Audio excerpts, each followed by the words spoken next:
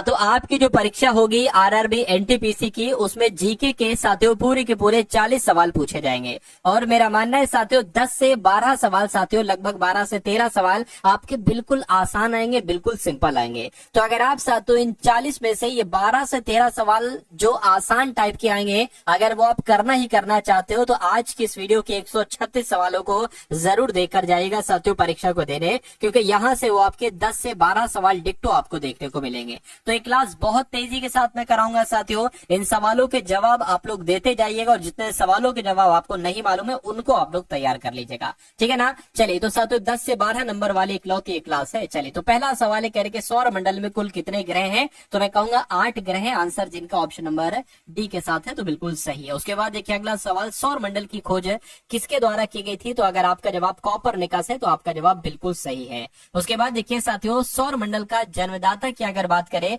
तो पृथ्वी को, शुक्र को, शनि को नहीं साथियों, सूर्य को कहा जाता है सौर मंडल का जन्मदाता। उसके बाद देखिए कह रहे कि अंतरिक्ष में कुल कितने तारा मंडल होते हैं, तो साथियों कितने तारा मंडल होते हैं, 88 तारा मंडल होते हैं, ये भी आप लोग यहाँ पर याद रखेंगे। उसके बाद देखिए भारत के कितने राज्यों की सीमा भूटान से लगी हुई है, तो मैं कह सकता हूँ भारत के 4 राज्यों की सीमा भूटान से लगी है, नंबर आप लोग याद रखेंगे। कह रहे कि भारत में सबसे ज्यादा रबड़ के उत्पादन किस राज्य में होता है, तो सबसे ज्यादा उत्पादन रबड़ का कहां पर होता है, मैं कहूंगा साथियों केरल राज्य में होता है, आंसर आपका भी होगा।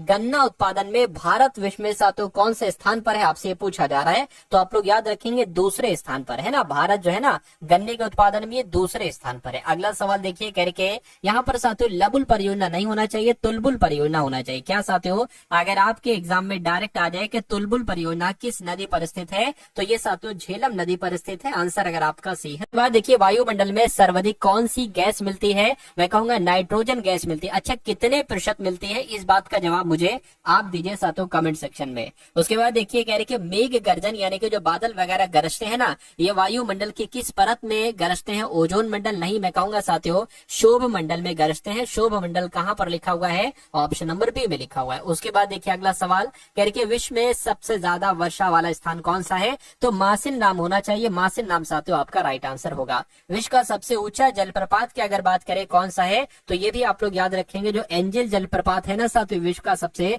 ऊंचा जलप्रपात है। अगला सवाल आपकी स्क्रीन पर है, कह रहे कि विश्व का सर्वाधिक लवणीय झील कौन सी है, डायरेक्ट आपके एग्जाम में सातों सवाल आता है। तो विश्व की सबसे ज्यादा लवणीय झील की अगर बात करें तो याद रखेंगे विश्व का सर्वाधिक लवणीय झील मृत सागर है। मृत सागर आपके सवाल का बिल्कुल सही और सटीक जवाब है। साथियों देखिए जितने भी सवाल मैं आपको करवा रहा हूँ ना, ये सभी के सभी पूरी जीके के ऐसे संभावित सवाल है जो आपको आपकी शिफ्ट में साथियों देखने को मिलेंगे।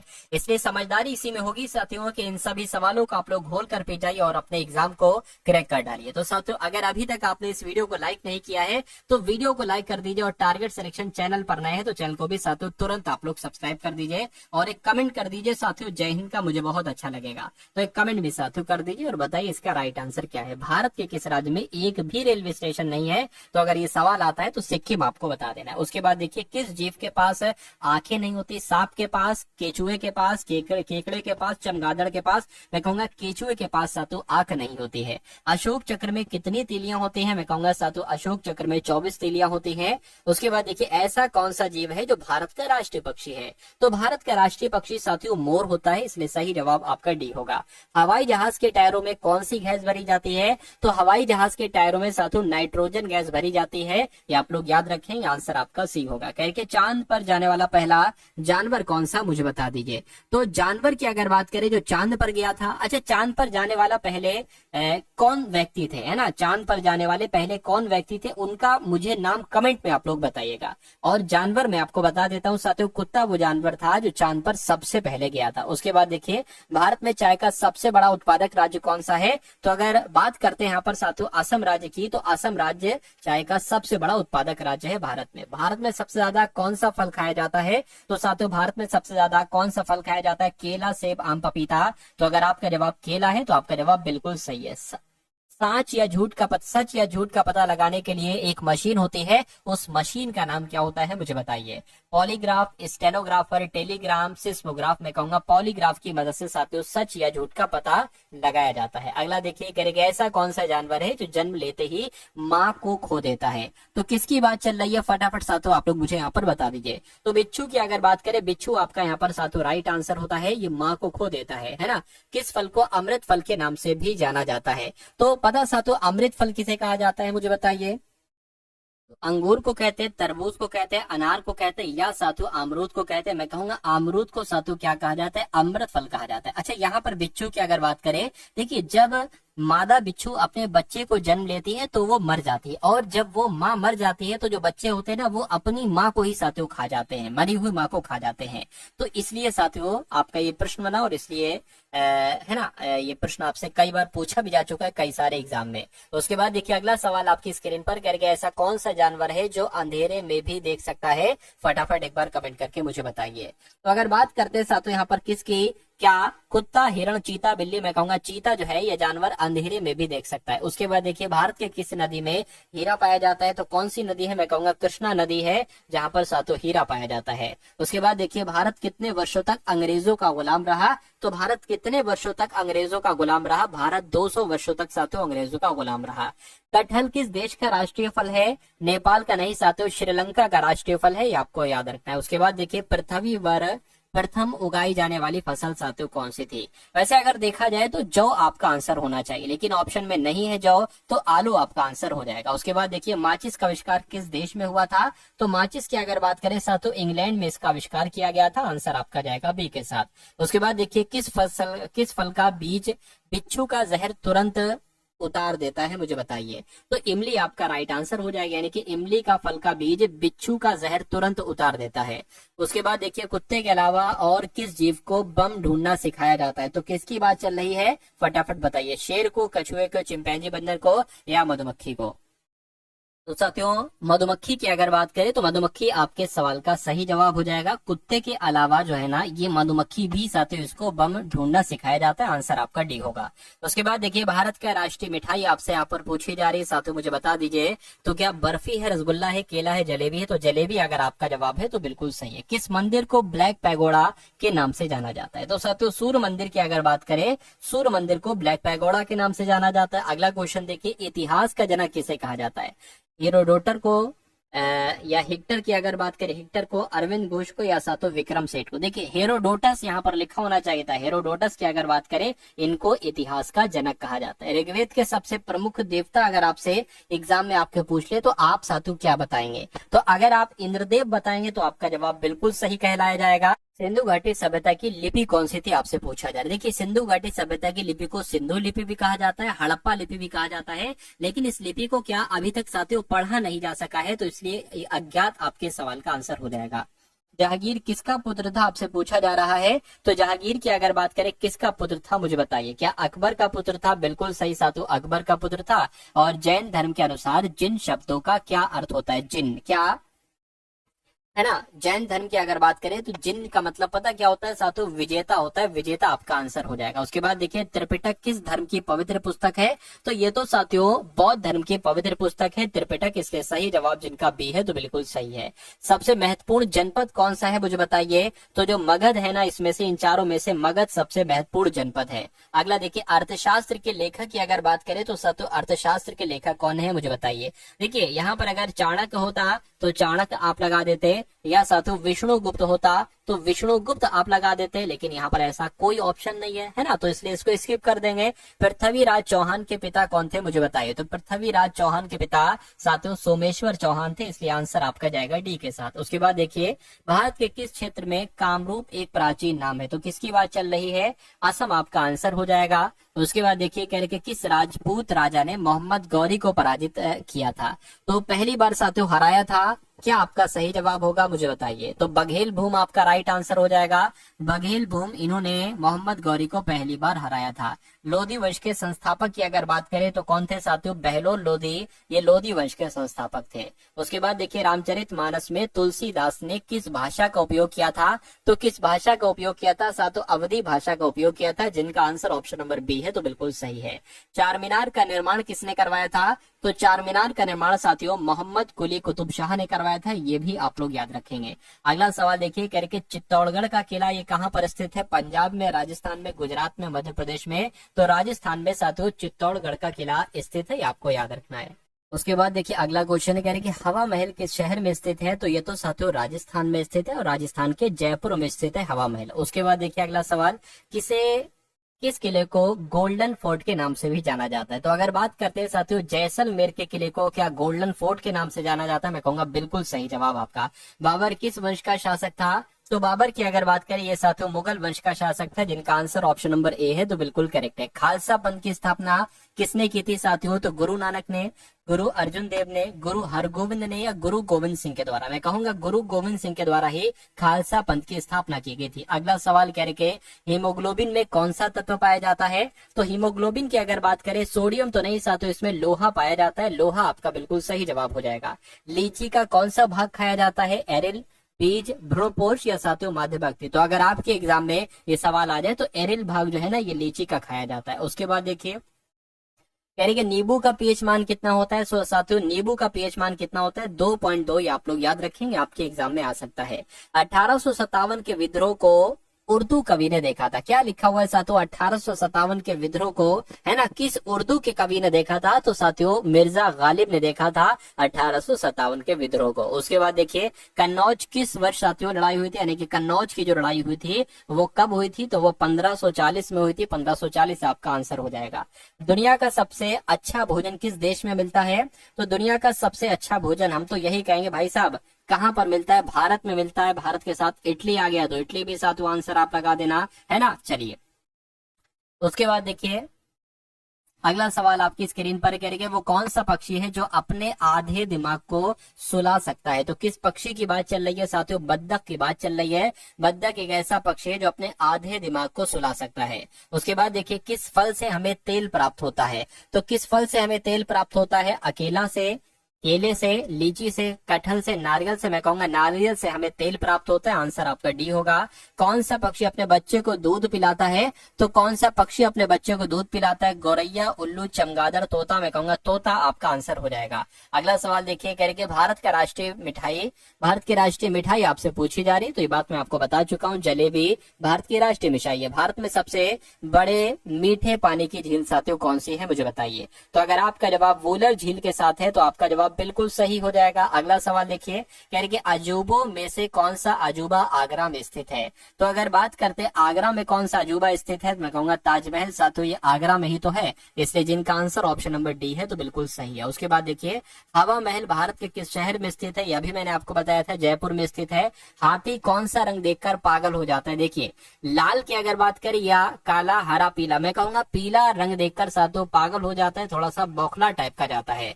शरीर का कौन सा अंग मरने के बाद भी साथियों बढ़ता रहता है मुझे बताइए, तो किसकी बात चल रही है फटाफट आप लोग बताइए। नाखून आपके सवाल का बिल्कुल सही जवाब हो जाएगा। मसालों की रानी किसे कहा जाता है साथियों बताइए, तो मसालों की रानी काली मिर्च को, इलायची को कहा जाता है साथियों मसालों की रानी। मनुष्य के शरीर में कितनी हड्डियां होती हैं आपसे पूछा जा रहा है, तो 206 हड्डियां होती हैं मनुष्य के शरीर में। किस राज्य में चंदन के घने जंगल पाए जाते हैं, चंदन के घने जंगलों की अगर बात करें तो ये साथियों कर्नाटक में पाए जाते हैं, कर्नाटक आपका आंसर हो जाएगा। कौन सी मछली हवा में उड़ती है मुझे बताइए, कौन सी मछली साथियों, तो कुल मिला के अगर बात करें जो फ्लाइंग फिश होती है ना ये साथियों ये मछली हवा में उड़ती है, आंसर आपका ए होगा। भारत का सबसे छोटा राज्य कौन सा है बताइए, तो भारत का सबसे छोटे राज्य की अगर बात करें तो गोवा जो होगा ये भारत का सबसे छोटा राज्य है।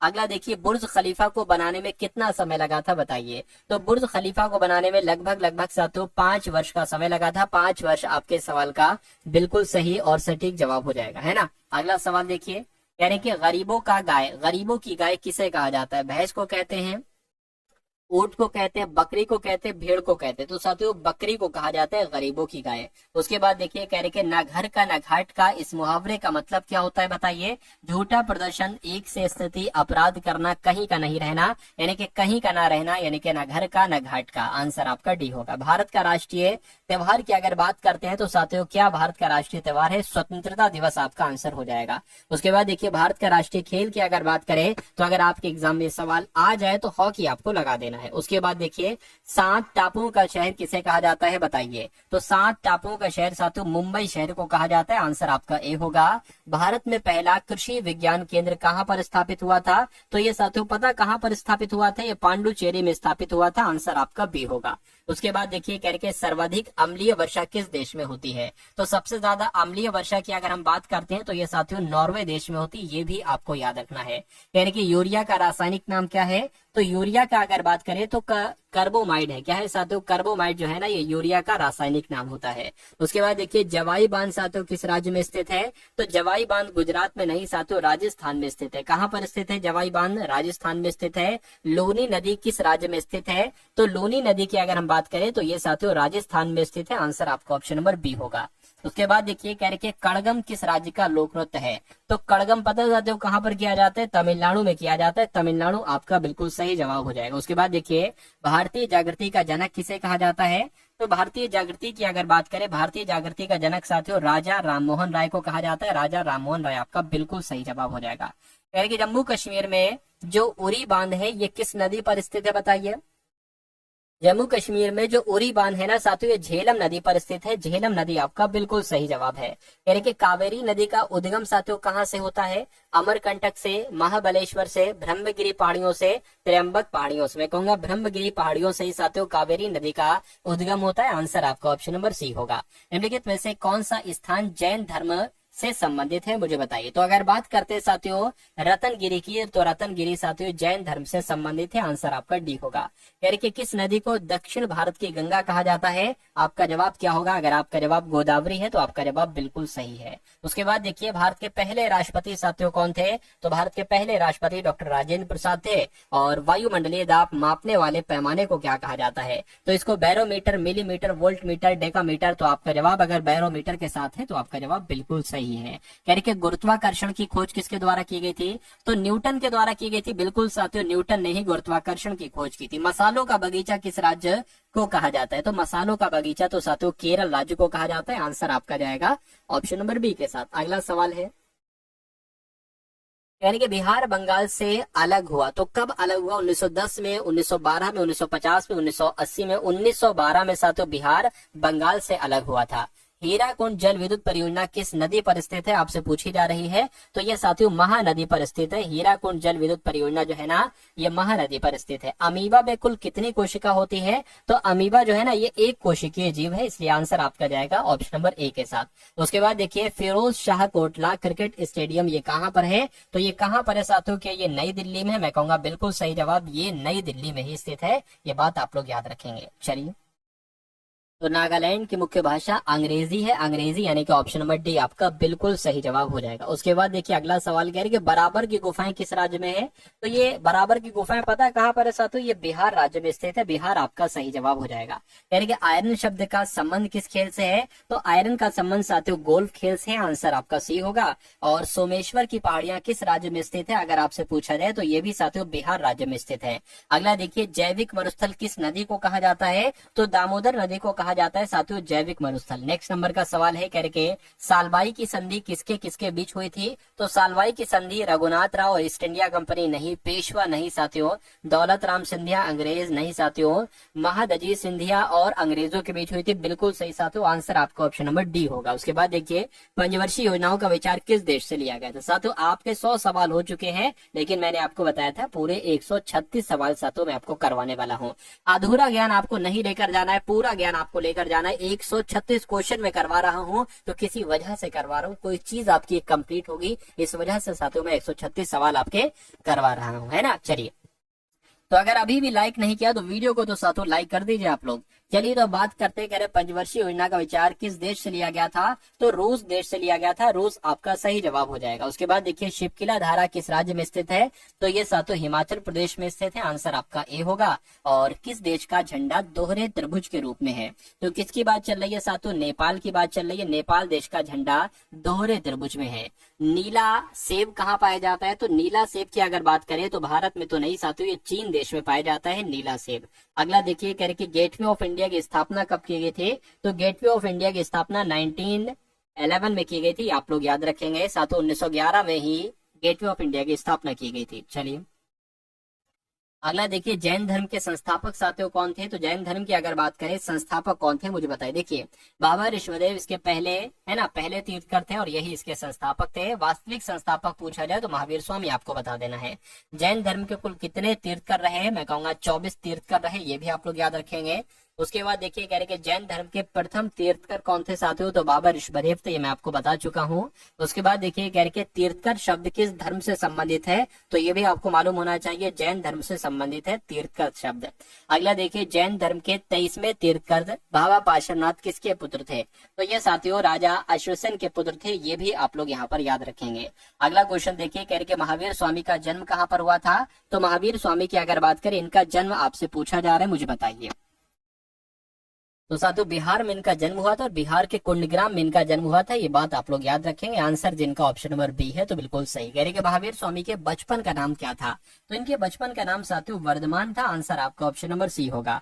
यानी कि महावीर स्वामी की मृत्यु कहाँ पर हुई थी बताइए, तो महावीर स्वामी की मृत्यु की अगर बात करें तो मृत्यु इनकी पावापुरी में